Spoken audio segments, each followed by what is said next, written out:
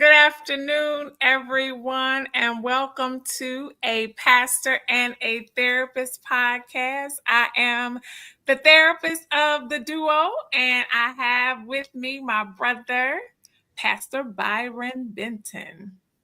Hello, happy Monday, magnificent Monday. It is. Happy Monday. So we are joining you at a time. Usually we are live at 12 o'clock, but we had to make some adjustments today. Interesting, as we talk about time management part 2. So we are joining you now at 12:30. So we'll give some of our fellow followers time to join us, but we're going to go ahead and get started with our topic today. And I'm going to turn it over to you, Pastor Byron. All right. So, as everybody may remember, we are talking about time well spent, balancing life, faith, and responsibilities. And we talked through some things in our first episode where we were really processing through, what do you do? How do you, what's impeding your time and your time management? And then how do you spend better time doing so?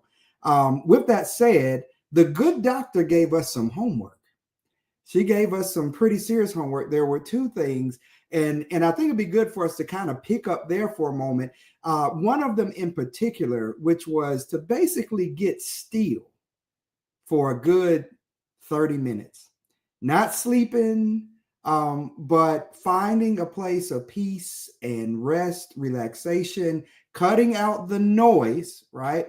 Because if you're scrolling on your phone, right, if you're getting those neurons clicking and you're looking and you're getting dopamine hits and all that kind of stuff. As a matter of fact, we're finding out now that there are children at young ages becoming addicted to cellular phones and tablets and things of that nature. There's a lot of studies out there showing how harmful those are when we allow ourselves to just consistently scroll screen time. But sidebar closed. The reality is we were supposed to take homework and spend 30 minutes doing so. Did I articulate that correctly, good doctor?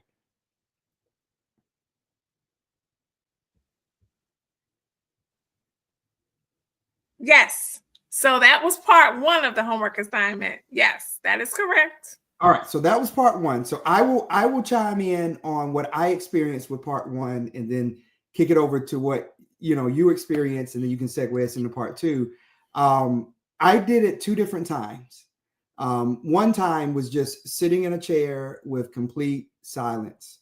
And for the first, I don't know how long it was, but for probably, I would say 3 to 5 minutes, my mind just flooded with a bunch of different things that I had forgotten to do that now coming back to mind, things that I need to do, all that kind of stuff. And it was finally after about that first 3 to 5 minutes where all of a sudden I kind of closed out all those things in my mind. And I was finally able to just begin to experience peace, experience just sitting. And I came out of the 30 minutes a lot more focused. I actually began to kind of check off the things that I need to do that all flooded my mind, that were kind of robbing me of my full 30 minutes. And then the second time I decided to do it after working out. And that was amazing. So what I did is I did a full workout, weightlifting and all that, went on a jog, stretched, and then just laid on the mat after stretching.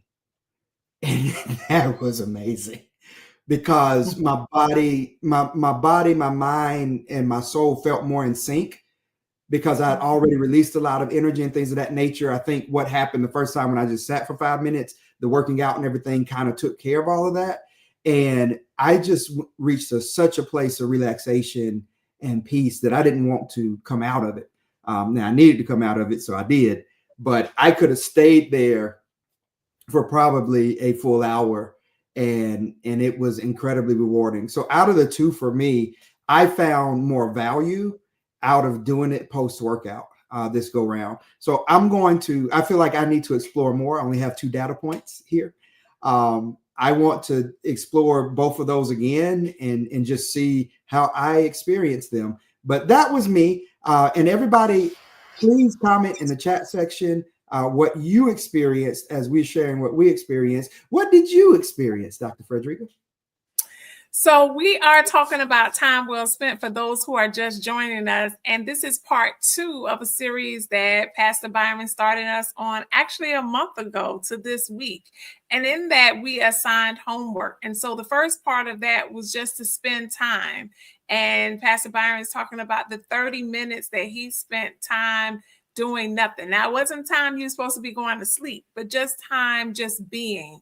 And experience that. So for me, I experienced that once since we have been away from each other, where it was intentional time of just sitting and actually being. And what I had to do at first was just do a lot of self-talk about not thinking about all the things that I needed to do, but just turn no music on, nothing, but just to sit and be present in the moment. So that was, I would say, one time that I spent. I would say another time, and this is different, but I recently I've done a lot of driving across various state lines here recently. And in that, one of the things that I did was use that time to really just be and to actually focus on, of course, the road, but also to allow my mind not to be thinking about what I need to do when I get to my next destination, but instead just enjoy the journey. Now, we're talking about balancing life, faith, and responsibilities. And I noticed recently that one of our viewers on YouTube posted their schedule. So this was part 2 of the homework assignment. And that was, you were supposed to identify what were some of the goals and identify a due date. So I did respond to our viewer, Darlene, because she posted her goals to April 1st to see whether or not she met those goals. And some of you may be just joining us for the first time. And so we see here, we have several of our viewers now who've kind of comment, and Sister Joyce is asking, what's the best way to release stress during a workout with shoulder injury? So that's a very great question. Certainly one for physicians, which we are not. But what I will definitely say is Pastor Byron talked about how how he relieves stress after his workout. Certainly, if you have an injury, the goal here would not be that you would do additional workout in order to relieve stress. So how about, have you concentrated on breathing, right? There are some exercises in which you can concentrate on breathing, noticing your breath, mindfulness, that you could certainly release stress. It would not cause you. So there's different ways that we can release stress, right? One is through physical activity. Another one is mental. And depending upon the person, for someone like myself, the mental one is really hard because it is training ourselves, and largely because I'm a doer, right? I'm constantly on the go doing things. So I'm thinking about the next thing. My mind just races. It's just who I am. So now to sit in space. So I would say if you have an injury and you can't get to the gym, you cannot work out, one way to release stress is you could go for a walk. If you're physically able to go for a walk, right? That's not causing any additional injury to your shoulder, but actually go for a walk. Another thing that you can do is take a bath, right? Light a candle or turn on a battery operated candle, soak in a bathtub, maybe with the injury, if Epsom salt is possible for you, listen to some music. Other ways that you can reduce stress is, again, to sit and focus on your breathing. One way I like to do it for persons who are just learning to concentrate on breathing is to say, get some of those bubbles that you would give to your grandchild, your child, or you played with as a child, and just actually get those bubbles and blow. Try to blow as many bubbles as you can, big and small, because in doing that, you'll actually be able to see in real time how much you are focused on your breath. And you'll be surprised, like you pull that wand out and you get no bubbles, that's speaking to your breathing. So that's yet another way in which you can focus on stress and reducing that. What do you have, Pastor Byron. And let me also say, of course, meditation, right? And meditation on the word. And I know oftentimes people, Christians, talk about it being a different religion, but the Bible tells us to meditate on the word. Like that's a Christian principle. So whatever your faith tradition, we're in Holy Week, right? Now is a great time to meditate on God's word. It may just be one word, it may be a whole scripture, text, but you can do that to reduce stress. So meditate on God's word. What about you, Pastor Bob? What do you have? Yeah, I would definitely talk to your physician. I'm assuming if there's an injury, there's some kind of physical therapy that's going on as well. Physical therapists are great with being able to recommend other exercises that you can do at home to continue the process, one, of healing, but also not re-injuring or further causing damage to whatever your ailment may be. Stationary bike, right? Of course, if you have a shoulder injury, probably riding outside, things of that nature may be problematic, but there are bikes specifically designed to make sure that upper body is stationary and not causing a lot of stress there. But again, I encourage to talk to the physical therapist, talk to your physician, let them know that you want to be more active. Also, if outdoors is a problem, you can go onto a treadmill. For me personally, and this is a personal preference, I don't like being on a treadmill. I prefer to be outside. There's something about being outside in nature, walking around. Also, you want to keep in mind while you work out, what are you listening to? For me, it varies depending on what I feel like I need in that space. Sometimes I'm listening to an audiobook. Sometimes I'm listening to the word. Sometimes I don't want to listen to anything. Sometimes I want to listen to gospel music. Sometimes I want to listen to Afro beats. It just depends. Afro beats, gospel music. Like it just, for me, I've learned to be attuned to my own body and my own mental headspace and kind of go from there on what is it today that's going to really help me when it comes to exercising, that part, right? So again, after the exercise, when I did the meditation, there was no music, there was nothing. It was just complete silence. And it was wonderful. But what I understand, and again, talk to your physician, is you want to do something that's going to get your breathing a little bit elevated, your heart rate a little bit elevated, things of that nature, if we're talking about exercise. Now, again, what that means, how high the elevation, all that depends on your particular situation. And you need to make sure that you speak with your doctor so that you know exactly what your scope and engagement should be. It's my thinking, Dr. Fredrica. Yeah. So, did you want to take it back here? No, you can go on. I was just going to say to our listeners that we were just responding to a question that was asked about what happens if you have a shoulder injury.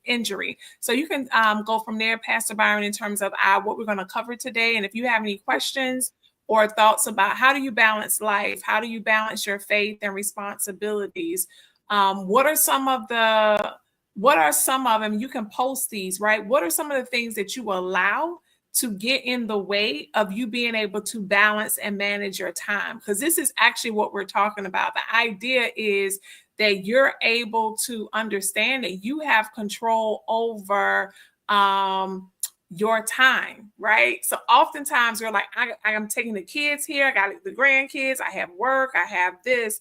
But at the end of the day, we are the ones who God gives us the time. That's a gift. How we use the time is ultimately up to us. How busy are we going to be? So with that being said, let's think about, drop in the chat, and let's just think about in this past week, the past 7 days, drop in the chat, what have you allowed to take your time? Yeah. And that's actually, oh, I'm sorry. Go ahead, Dr. Fredrica. Nope, I just said somebody has already hit it. Joyce has already put hers in there. There it is. There it is. Well, and I was going to say what we're going to cover now are actually techniques of how to engage in time management. There are two techniques that we want to talk about today. One is the 80-20 rule, and one is time blocking. All right. The 80-20 rule, the principle is essentially this, that 80% of outcomes are dictated by 20% of input. What does that mean? That means that 80% of what you see really comes from 20% of what's being done. In the church setting, we often say that 80% of the work is done by 20% of the people. It comes from this 80-20 rule. But the same is true personally. 80% of what you see in your life that's manifesting typically comes out of 20% of input. So for instance, even if in terms of prayer, right? When you look at what you see manifesting from your prayer life, right? 20%, if you're giving if that's a part of the 20% of your life, you're seeing it manifest in great ways. So a lot of times we think of time and we're overwhelmed by everything we have to do. The question is, what should you be spending? What should be in your 20%? What are the top things that you say? Because the 20% is non-negotiable. Because you still got 80% of life outside this 20%. But this 20% is what you have to do. The reason why you have to do it is because that 20% is going to give an 80% return, right? So it is going to be magnified if you just make sure you're focusing and spending the time doing that. So now is the hard work of what makes it into the 20%. What are the things where you go, if you make a list of here are the things that I would like to do, or I feel like I need to do today, right? What are the things that then make it into the 20% that, hey, there would have to be a serious emergency that would then remove this out, because it's only 20% and it's not really more than that, which means if someone calls and they say, hey, do you want to just go shoot hoops?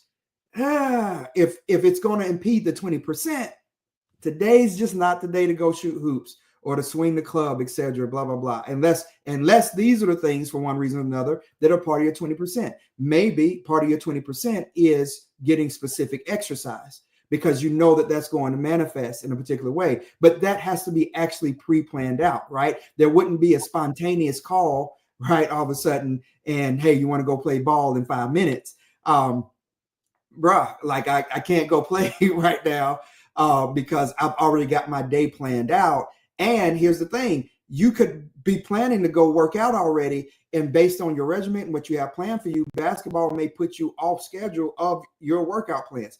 The whole principle is this: what's your 20%? What's your 20%? What do you think about the 80-20 rule, Dr. Fredrica? So are you saying that where we spend 20% of our time, rewind that back for me. So 20% of my time is where I should focus on 20% of my time, or where I spend the 20% of my time is kind of dictating the 80%? Right. So what it means is, 80% of the results are consequences of a given event or situation that stems from 20% of a cause. So what does that mean? What that means is 80% of outcome in your life really comes from where you're giving a focused 20%. That's what the concept is. So what it's really about is, if you spend a right amount of focused energy into the right 20% of your life, it's going to give way more back to you because you're focusing on the right thing. If you focus on the wrong thing, it does the opposite. It ends up feeling like it's draining you and not giving you a return on the investment of your time. When you invest right, think about it financially. If you invest right financially, you get a compounded interest return on your investment. And over time, it grows and grows and gives you far more. The same is applied to just time. The idea is, if you really focus, if there's a focused 20% where it's constant, think about in terms of working out, right? If you work out for 30 minutes a day, 5 days a week, that's not a lot of time in the grand scheme of your life. It's just not. But think about what it does for you.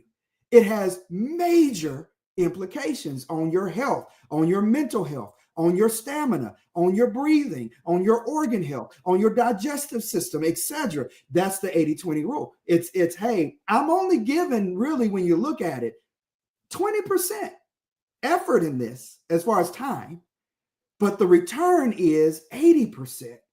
It's an outcome. So 80% of the outcomes that you see are based on 20% of the focus, essentially. Did I explain that better? Yeah, no, I think it's great. So I would liken it, for me, if I think about that, I would say I believe that I spend 20%. I can sum my 20% up into relationships. In that 20%, that's my relationship with God, that's my relationship with my family, that's my relationship with my friends. It's around relationships, relationship with myself, right? So what are those things that I enjoy doing, or things that I need to do for me, that then yields, I would say, that 80%. So I do think in this time of reflection, we are asking you, as we ask ourselves, how are we spending our time? And so I think this gives, particularly for those who like to look at math and they follow concrete things such as 20%, 80%, perhaps take a look at that. And so where do you want to see yourself? So if you say mind, body, spirit, right? And you have 20% minimally that you're going to devote to that, then think about that throughout your day. And it may seem like smaller chunks than taking on some big task to say 20% of my day, I want to make sure that I'm devoted it to my mind, my body, my spirit. Body is what I eat. Body is what I drink. Body is how I work out. My mind, what am I taking in? Am I listening to music that is going to help mature me in whatever way possible, encourage me? And then my spirit, right? So how am I feeding that? Am I listening to the word? Am I reading the word? Am I singing the word?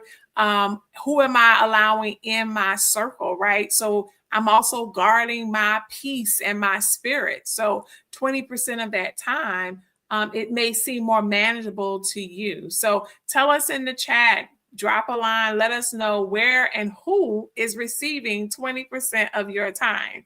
So if you're spending 20% of your time trying to please your spouse, then that's going to be your return on your investment. So how much time do you have for yourself?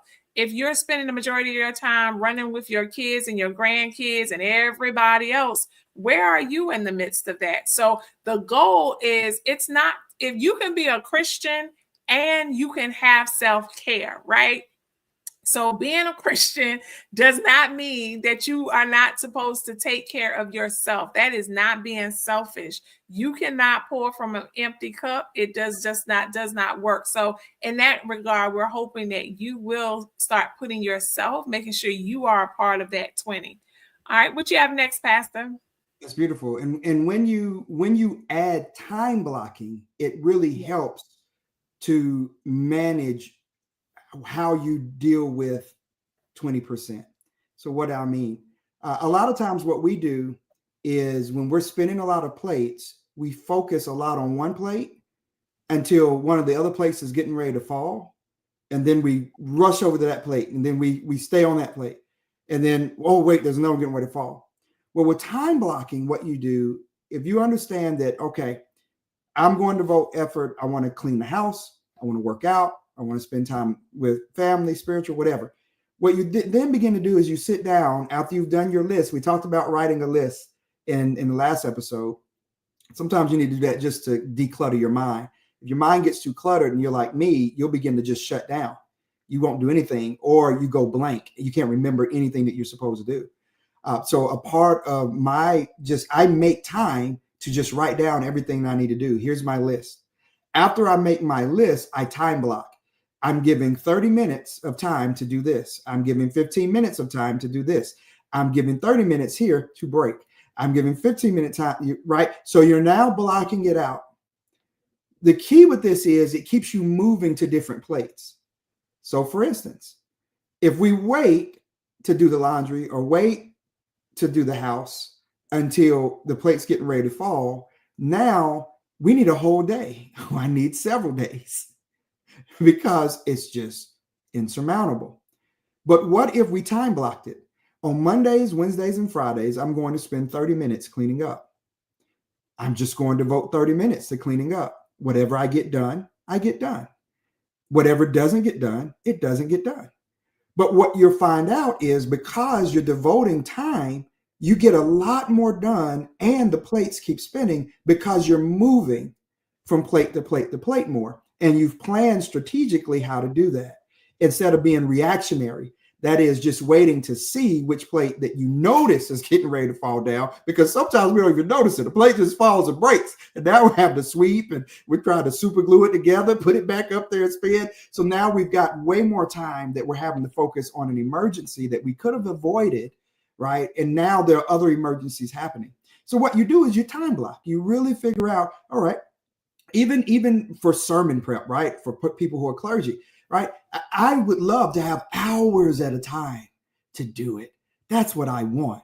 But do I have that usually? No, I do not. What I have are 30-minute blocks that I can implement in order to do it. That when you connect it holistically, puts in and adds up to hours. It just doesn't feel like it because you're doing it in blocks. So if you can begin to discipline to block out your days, devote specific amount of time. I've got an hour to work out on Monday. I've only got 30 minutes on Tuesday, right? You block that out and stick to that, and you'll find out that you're managing your time better. You'll find out that you have more time than you realize because you're not having to spend as much time on emergencies, which then take more time because less becomes an emergency than it needed to be. And that's time blocking. What are your thoughts about that, Dr. Fredrica? That's great. I just posted a question asking our viewers, our family here, like which one resonates most with you, the 2080 or time blocking? And I started thinking about which one. I probably do more time blocking. And I'm going to say and for me, I put everything in my calendar. If it does not show up in my calendar, it does not happen. I think it is great to create lists, but I have graduated from creating lists for some reason, because I started creating lists and then I'm getting anxious because I check off something on my list and that list just continued to grow and grow and grow. So now I'm on some of you all might be on the sticky tab ministry. So my ministry is sticky tabs. So it's literally not a list. Right? I have to manage that because when I see all the stuff I have to do, that list, it just, over the years, I used to do my little to-do list. I have my book. Oh, it was great. The little block, check it off. Now satisfaction comes from tearing up a sticky tab. And that helps me to then do it in chunks, right? So that I know right now. But it does work for those of us who have multiple things going on. It also set boundaries, right? So from this time to this time, I'm here and I'm giving my undivided attention. But when this time ends, I've moved on. And so it helps to manage, even those of you who have family, you have children, you have other responsibilities. It's okay to say to someone up front, this is how much time I have. Pastor Byron and I do this often. Like, what time? Look at our schedules. Okay, we got this time. So we know we have this time to talk about the podcast. What are we going to talk about today? What's happening?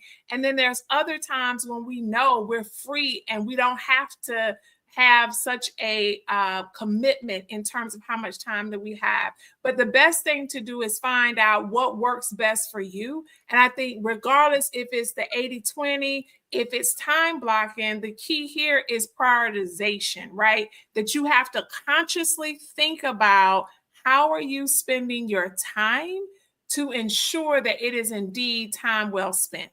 If not, you'll be all over the place accomplishing nothing.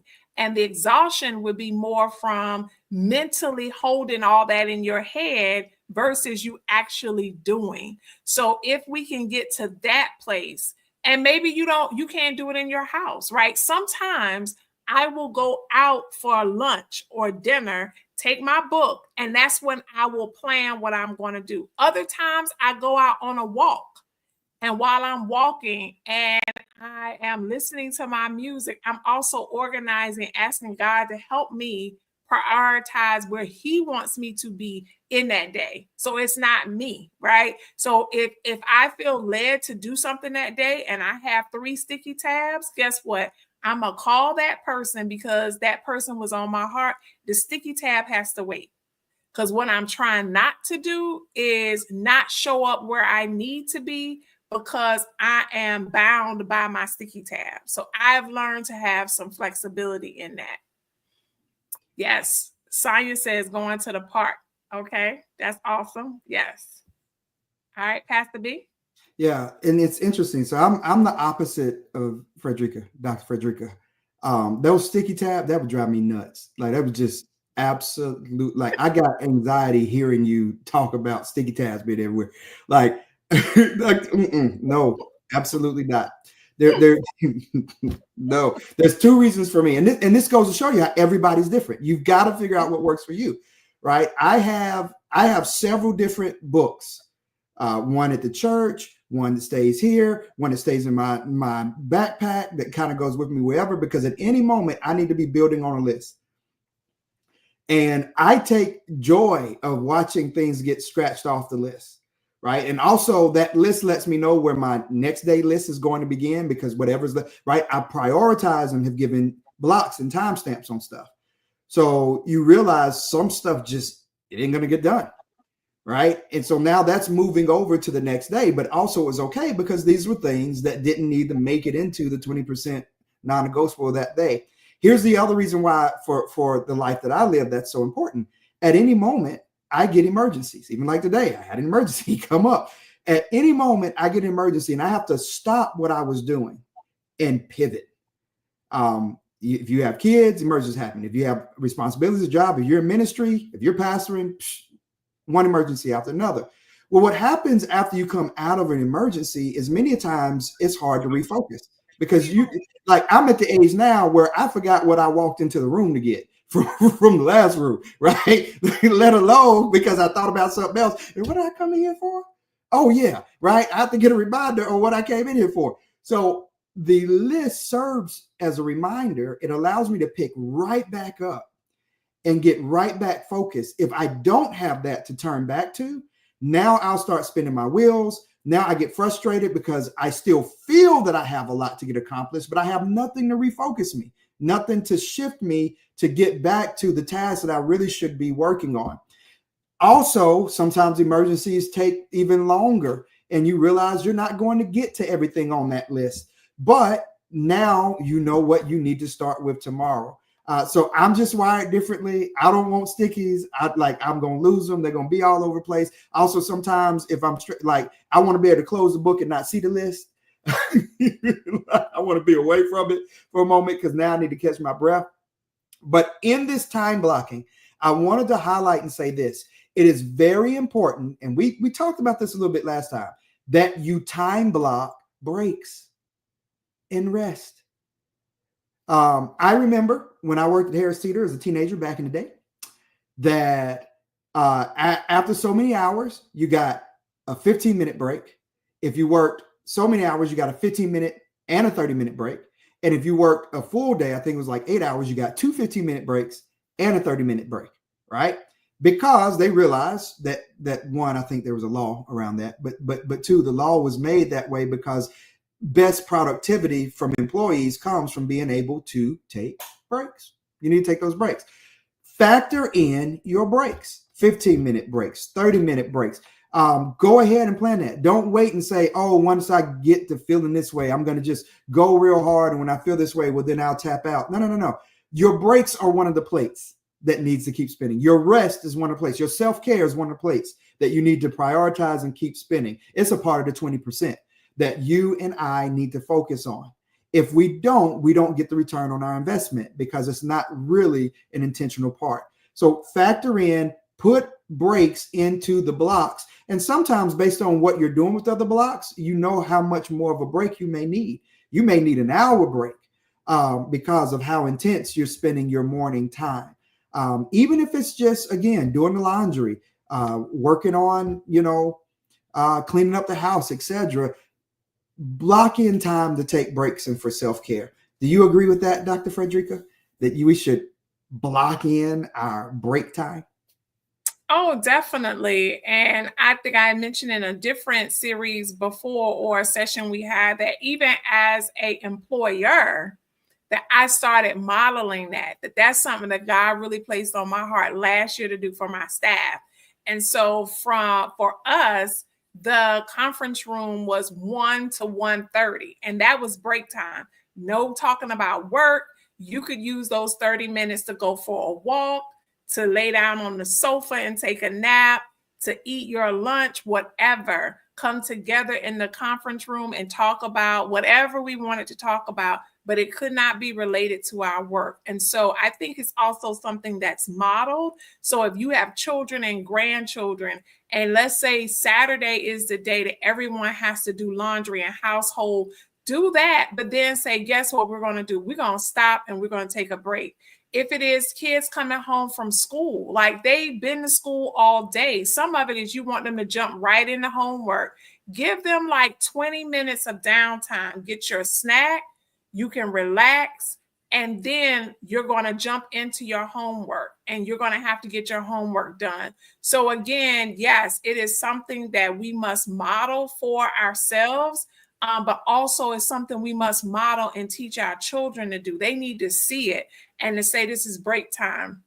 When my husband was living with our kids, my husband had 2 children. And so with them, what we would say is our parental time, our date time, our break is on Fridays. When we get y'all, it's on a Saturday, or if y'all with us for the weekend, that's fine. But we're going to take our time because we need a break. And that's okay to say. We've made like taking breaks, or if I need rest, as this negative thing. And particularly with Black women, it happens with Black men too, but this idea that we have these capes on and we can do everything, and it's almost like it's a badge of honor. You wore out, you look like you worn out, you tired, you're moody, your emotions are all over the place. And you want to be able to say, well, it's these kids, it's the work they need me to do. No, go somewhere and sit down. I promise you, if you take the time to take care of yourself, model and show people, some people may not like it because they want you to be doing things for them out of selfishness, but you have to take that back, because you're either going to choose to sit down yourself, or you do not want your health to put you in a place where you're forced to sit down. And then you're going to really be stressed out, because you're going to either have sticky tabs or a long to-do list that's just going to get longer because you're in the hospital attached to some kind of IV pole. So again, it's about choice. We want you, while you can, to actually choose to take care of yourself and spend your time well. Pastor? Yeah, and I think this really gives a good segue into where I want us to kind of lay anchor as we move to the last segment today, and that is procrastination. Ooh-wee. Everybody that I know deals with this. I know I have dealt with it. The more mature I've gotten, the better I've gotten, but man, I still deal with it. Why do we procrastinate? Why is it that I know I done made the list, I done blocked it out, I got times on it, and then it's like, scroll, Candy Crush or whatever video game it is on the phone, right? You get caught up, right? And the next thing you know, now you're frustrated because you've lost your day, right? And once you start getting into that cycle, it can be very difficult to reverse it. So I thought it'd be good for us to talk about, why do we procrastinate and how do we fight against that? One of the reasons why we procrastinate is because we flat out have a lack of motivation. Have you ever experienced that, where you know what you should be doing, but you're just not motivated to do it? Right. And I hear you. I've preached it, that commitment has to kick in when motivation wanes, right? If you just do stuff when you're motivated to do it, then you're not going to fulfill it. So you got to be committed. You got to be committed. You don't know if you're going to feel like going to the gym. You got to be committed. But I'll submit to you something else, that sometimes we need to deal with what is draining us of motivation. Why am I not motivated? And it very well could be because your self-care, it points back to that, is out of whack.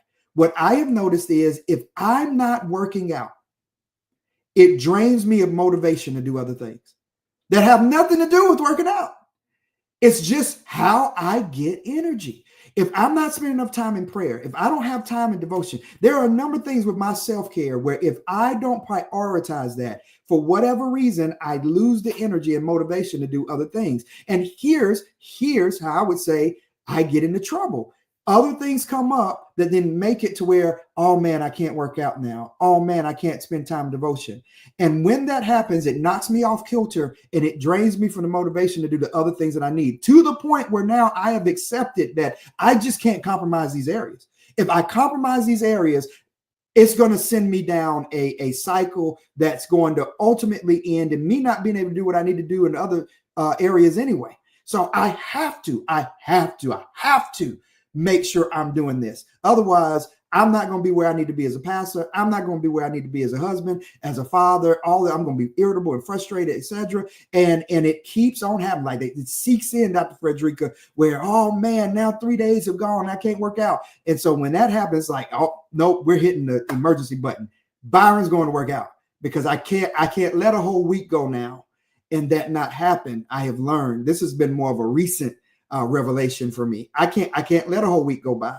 It sets me way too far in the wrong direction, and then it causes me to wane in the motivation I have to do the other things. And that's just something I've learned about myself. So lack of motivation, that really fuels procrastination at times. At least those are my thoughts. What do you think, good doctor, about the lack of motivation? And is it motivation? Is it really that big of a commitment, or do we just need to put our big boy or big girl pants on and just be committed despite how we're feeling motivational wise? Well, so that's a whole lot in what you just said, Pastor Byron. But what I will say, I'll say a couple of things. I will say some of it is commitment, right? Because our feelings can be fleeting. And what I mean by that is, what exactly do I need to do? Like for myself, to Pastor Byron's point, I am best in terms of my feeling when I get up and I work out. But the reality of it is, it has to also be a commitment that I do, because not every morning do I feel like getting up and honoring, getting on that bike, getting outside to go walking, whatever that might be. But it's the commitment that I make. I recently did the 10K in Charleston, right? The Cooper River Bridge run. Of course, I walked the 10 miles just for me, knee-wise, I can't do the run, but I walked it. But did I prep myself as much as I should have in preparation for that?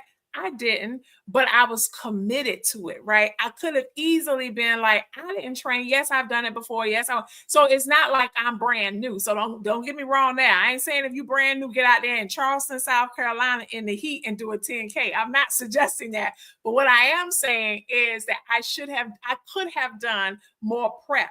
And I could have allowed, because I don't live in Charleston. So it's also a commitment to travel to Charleston, stay in a hotel, to eat. You know, that's a lot of commitment and finances. But I signed up. I was like, did I feel like it? No, I drove from Atlanta to Charleston. I didn't feel like it, but I was committed to it. So I think it's a both and, right?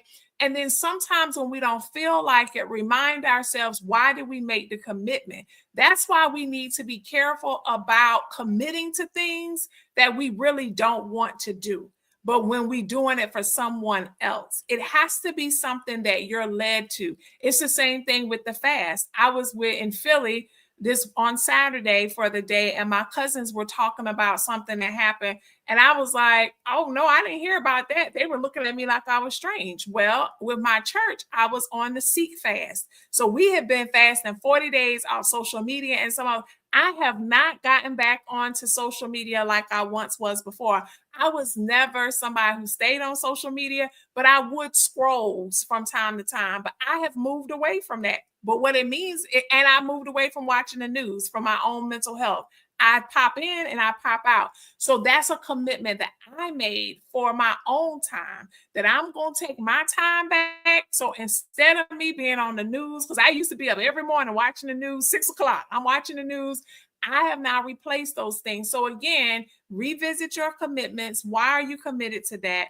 And then is it really because it's you, or is it somebody else? And then from there, once you've done that, search, why are you procrastinating with what you're doing? What is it about it? And again, sometimes we find that it's just, I need to push. And that's where I think having accountability partners come into play.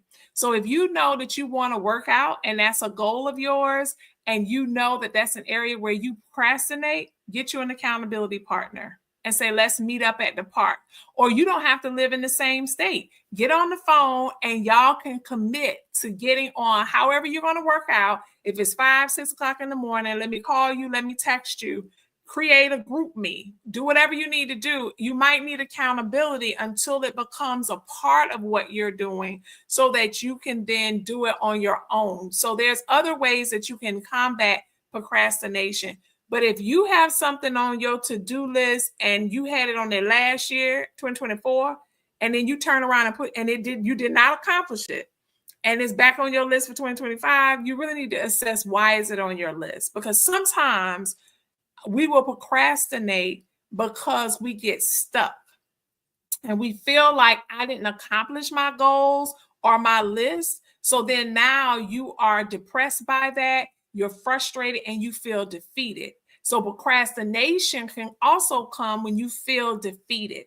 So we also have to make sure that our goals are small, that they are measurable, so that we actually can achieve them. And once we achieve them and we can check off the box, we then feel encouraged to move on and say, we can get this done. So be mindful of that too. Don't set yourself up for failure because you're trying to create too many lists, do too many things all at one time. Just take your time, commit, get you an accountability partner, and then you'll be able to move forward. Pastor Byron? Very well said. And there's a comment I want you to chime in on too. I'll let you think through it about how depression can actually, which is different, right, than just lacking motivation. What to do with that? But to piggyback on what you just said, and sometimes it's not even failure; it's a fear of failure that causes us to procrastinate. I feel, or there's a perception, or I'm worried, or I'm a perfectionist, right? So it's not even failure. It's that I want this to look a particular way. And if it does not look this way, then that means to myself, I feel like I'm a failure, when really you're probably not a failure. There may be some unrealistic expectations, a number of things. So the fear of failure can actually cause us to procrastinate. I'm worried about the fact that I will not succeed. The interesting thing about that is failure is actually how we learn. What I loved about being in music growing up, in high school, my jazz teacher used to say, in jazz, there are no wrong notes. There's just new ideas. And he did that to free us up. I had another percussion instructor who, the way he taught us was, he said, be confident. Just be confident. He said, we can correct you if you're loud and wrong, but I can't correct you if you're not playing to where I can hear you. So he said, be loud and wrong. And I can work with that, as opposed to not really engaging at the best level that you can. We learn more when we're all in. Now, it hurts, of course, to fail. It hurts to not meet the expectations that you had hoped for and set for yourself. But if we're honest, your greatest achievements in life had these moments of failure along the way. That's what made the achievement so great. It was hard. It was difficult. You questioned yourself. You wondered if you were going to succeed. You met roadblocks along the way. All of that you had to persevere through, right? Such is true even with our Christian walk and our testimony, right? It's not always roses. It's not always easy. There are setbacks. There are things that are unexpected. There are times where we thought we knew and understood something, and then we find out maybe I didn't know and understand this like I thought I did, right? All of that is a part of it. So if I am so afraid of failing that I never engage, then I self-fulfill the feeling of failure, because failure is the only option you have when you haven't tried. If you don't try, you automatically lose, right? It's the idea of forfeiting. I'll close it out with this. In baseball, growing up and playing baseball, you had to have a certain amount of people. You had to have 9 people to show up on your team in order to play. If you did not have 9 people show up, then you had to forfeit the game, which means you could have been the worst team, right? But at least if 9 show up, there's a chance that you could win. You at least get to play. Your uniform's going to get dirty. You're going to get some at-bats. You're going to get some game time experience. But if you don't even have enough people show up, you automatically lose.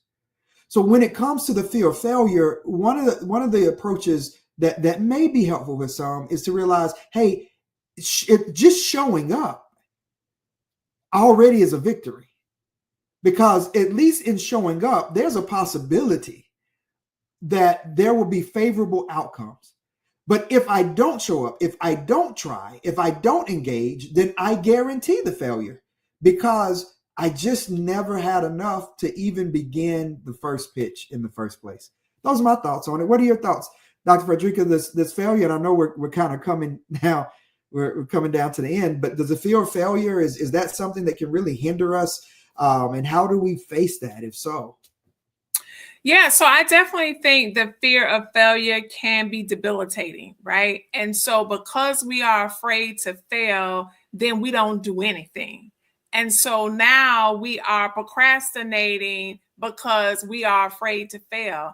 I think Sister Keisha mentioned about depression. Some people, you may be experiencing depression, and that depression is one that is debilitating. And if it is related to mental health, then you may need to seek support and a therapist, as well as fear, because fear can be debilitating as well. But a lot of it has to do with our mindset. And I know that we won't have time to unpack that now. But as Pastor Byron said, from both a mental health and spiritual side, what is failure? Like, is failure as bad as we think it is? Or is the fear of failure a trick of the enemy to keep us from moving forward? Because in all things, if we choose, even when things don't turn out the way in which we hoped, there is a lesson. The mere fact that you even tried it is a blessing, right? And so at the end of the day, we have to celebrate all things, because some people leave this earth with a whole lot of hopes and dreams that are never accomplished because they were afraid to fail. So oftentimes we think, what happens if I fail? What happens if you win? But even more than that, I like to look at it as you are a winner either way, whether it turned out the way you thought it would or not, because guess what? You can always learn how to reinvent yourself over and over again. And thank God, God gives us multiple chances to try again. So in that regard, as we look also, I want to say here finally, in prepping. So Reverend Dr. Byron Benton and I, pastor, we are going to be back on Thursday. And I'm going to segue us into the next 2 Thursdays. We are actually going to be talking about, we're going to take a look at Daniel in the lion's den. And we're going to look at what lessons can we pull from Daniel as we face a lot of the challenges we're facing right now in society, in this culture, because actually sometimes life will bring us disappointments that were not a part. We did our time blocking, we had our list, we did our 20%, and life still is lifing, right? And when that happens, what do we do? And so what we want to encourage you to do is, now is not the time to sit on the bench. We want you to spend some time there, do what you have to do, and regroup and get back in the game. Tag back in and say, I'm running my relay, I'm running my race, because God knows all things. And so he knows, and he will help us. And so in closing, for those who want to accomplish something on your list, and it's been there and it has not moved, I encourage you to give it to God literally and ask God to help you accomplish this task, as long as it's for your good. Now, I ain't talking about, I know y'all know we did something on cuffing and now springtime. We're not talking about God, my springtime boo. We talk, and ain't nothing wrong if you got a springtime boo. I'm not even, you got somebody who's gonna put on a zoot suit for Easter Sunday with you and go to church, I'm not mad at you. But I'm saying that on your list to do, just make sure you are the man or the woman that God wants you to be, and help him to help you focus on that to get you ready for whatever else is supposed to come in your life. But give that to God and ask God to help you on your way. That's what I have there, Pastor. So hopefully we'll see you all on Thursday, this Thursday at 12 o'clock. Same place. If you haven't subscribed to A Pastor and a Therapist on YouTube, and catch us there. I'll let you close us out, Pastor. Yeah, I am incredibly excited about the next couple of episodes. I call it the sleeping with lions moments of life. What happens when, it's not your fault. You've done everything. You've made the list. You've put forth the effort. You're praying. You're committed. You're doing the self-care, but it all leads to a lion's den moment where literally, if God does not show up, it feels that the circumstances of a life will devour you, will eat you alive. And so how do you go into that situation? How can you even find rest? How can you sleep with lions? That's what we're going to talk about. That's how we're going to begin the process through, because there is a plan.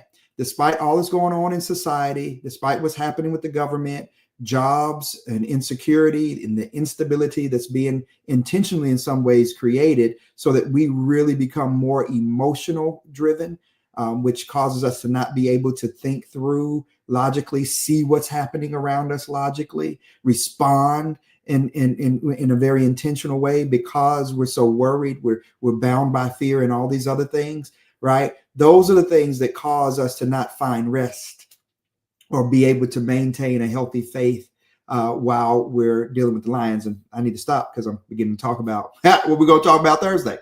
With that said, though, how you manage your time is incredibly important. To bookend this today, the Lord has blessed us with time. Scripture tells us, teach us how to number our days. What that means is, God, teach me how to maximize time management. And I close with that. Spend time in prayer with God. God, teach me how and what I should be focusing on. How should I focus on it? What should I be focusing on?